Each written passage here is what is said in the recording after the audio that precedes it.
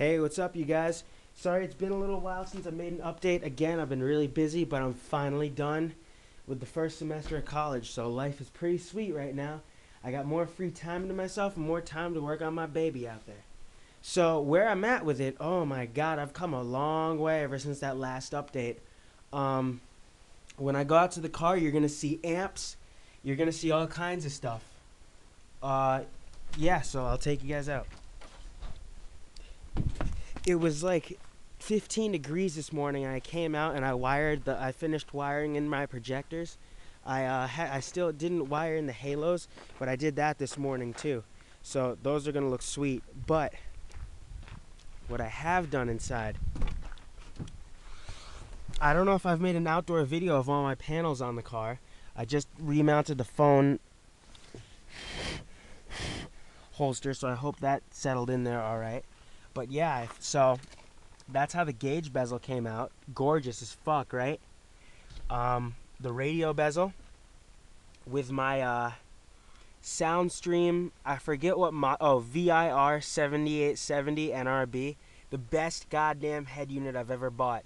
It's a crazy powerful 7-inch fold-out screen that has a shit ton of options. It beats the shit out of my old Dual 8183 and the Soundstorm 717 that I had. This thing kicks ass and it does everything. It's got like a TV tuner that you can hook up to it. You can hook up the navigation box, which I really want to get for this thing. Other than that, though, I use the Bluetooth from my phone so I can talk to people with it because I have my mic down here. And I can also play my music by Bluetooth through the stereo. But other than that, all the other panels came out gorgeous, especially this one. As you can see, I did a different route this time. I got 4 switches and a bass knob, and that little green LED is to tell. It's like the alarm LED, notification LED, and when I remote start the car, it flashes too. When I lock it, does all that stuff. And yeah, I got my custom-made bass remote in there. I took a Scosche EFX bass remote and took the whole thing out from it, and I used the circuit board and I used the knob and I soldered short little RCA wires onto it. And so it fits in there perfectly, and it's tiny, but the knob is big, so it goes well. But yeah, that's it for the front. Oh, gotta unlock this bitch. I always forget to do that. And yeah, I do have those bullet door locks on here again. Just thought that was a cool add-on. But under the back seats here, you're looking at my amp rack. For this first amp we got running, you can see how clean it is too, all the way around. Like, all the wires are hidden, and there's only certain wires coming out the back. But under this first one, we got a 800 watt Soundstorm 2-channel, which powers my front speakers. I've never had any problems with this amp. Really fucking loud in here, I gotta say though. For this, it's a 400 watt 4-channel amp. I got 2 channels going to the backdoor speakers, and then I got the last channel bridged at 2 ohms going to my Kicker Comp VT, I think. It's a slim mount 6.5 inch 2 ohm sub. It's the only 2 ohm 6.5 inch I've ever found. And it slams on this amp. Like, it shakes my mirrors a little bit. So I can ride either with the big subwoofers powered by my 3600D, or I can just ride with the constant bass that keeps pumping out of the 400 watt 4-channel. And none of these amps get hot, which is a really good surprising thing, but they all run really nice and smooth. I'll show you what we got going on for the wiring back here. As you can see, we have a distribution block. There's a big run of 0 gauge going into the block, and out of the block we have 2 runs of 8 gauge for the highs and mids amp, and we have a big run of 4 gauge going to the sub amp. And that's like a 5-way distribution block, so I can hook up 2 more amps if I ever wanted to or whatnot. But yeah, by the way, in the front I decided to keep the floor mats just because it has the limited symbol on it, and in the springtime I'm going to be de-badging the back to make it's not just say nothing, and it's just going to say limited on the sides. People are going to ask me what I drive, I'm going to just say limited. But other than that, for subs right now, funny story about this, I ordered Q-Power Silver 12s. They were like chrome, online for about They were like 80 some, they were like 89, but I got the price down to 50 with my special codes. And when I got them in here, my girlfriend and I hooked them up. We hooked them up to the 3600D. I had the volume only a quarter of the way, and we got down to the bottom of my road, and they blew up in smoke. It was ridiculous. So I called my boy up, and he hooked me up with two 12-inch Infinities, which are upside down right now. I don't know why, but these motherfuckers pound for what they are. They're Infinity reference. I think they're like 1250 watts max a piece, 300 watts RMS a piece. So again, I have to have my amp run on a little more than a quarter, but I have the bass boost up about halfway, and it sounds so good. I can't wait to get my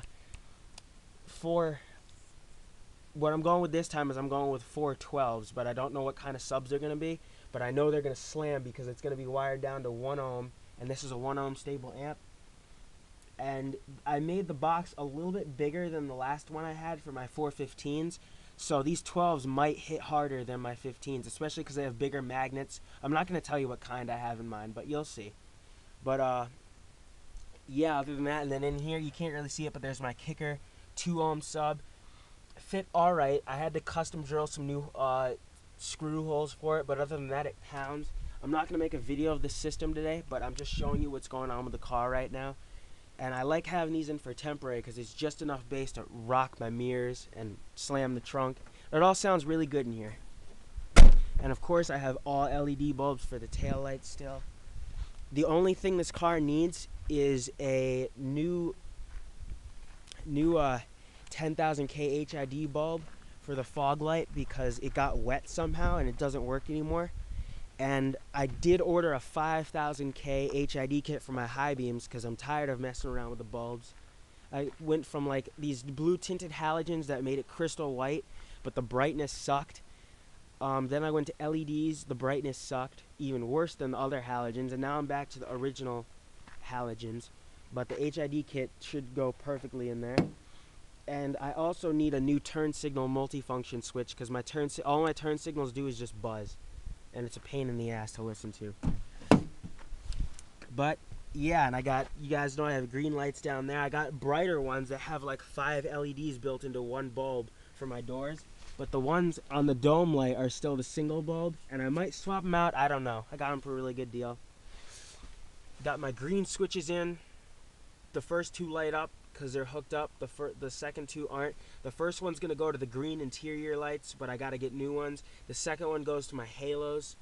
The third and fourth ones are if I ever want to add on. And another cool thing I didn't show you in my last video is this. As you guys remember, I had a subwoofer. I always have a subwoofer kill switch in my car. It's not any of these, but it's down here. And it's in there very clean. Oh, don't know what that wire is from. I think it's from my halos, but there, now it's gone. So what this does is when it's down, the subs are off, but when it's up, the 3600D is turned on. The little 6.5-inch sub is always on when the radio's on, cause it's just for like background bass, nothing too major. But yeah, and it looks really clean down here, really good. It was kind of tricky to mount it in, but I got it perfectly, just the way I want it. As you can see, I love to run clean installs so you can't see any of the wires. And yeah, so that's about it. And if you guys don't know, for my door speakers right now, my Ford came with the JBL premium system for '96, so I just am using the JBL speakers in there because they're doing just fine, especially the front ones.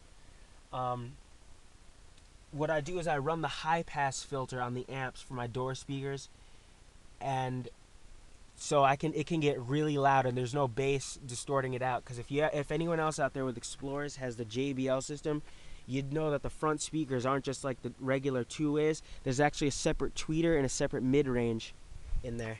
So yeah, that's it for now, guys. Next time you see a video, you're probably going to see an update of the sub box I have building downstairs, but we'll see what goes on with that. Alright, so let me think, is there anything I did not cover? Oh, in here I have my AV jacks mounted, and the cord's being run through where the CD changer cord ran through, so it looks really clean. But yeah, that's it for now.